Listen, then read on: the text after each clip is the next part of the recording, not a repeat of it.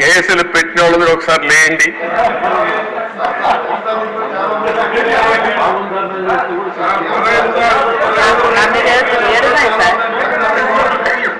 చూసారా దేశ 7 కేసులున్నాయి.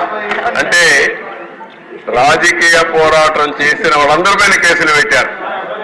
అంటే ఇంకెప్పటికీ బయట రాకూడదు అనుకున్నారు కానీ నేరుగా ప్రజలు ఆలోచించి అసెంబ్లీ పంపించారు దేశ అందరినీ. మెజారిటీ మీరు చూశారు.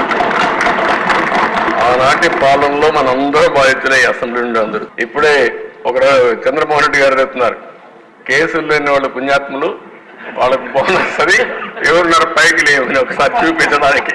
కేసులు లేని వాళ్ళు అదృష్టవంతుల వాళ్ళు.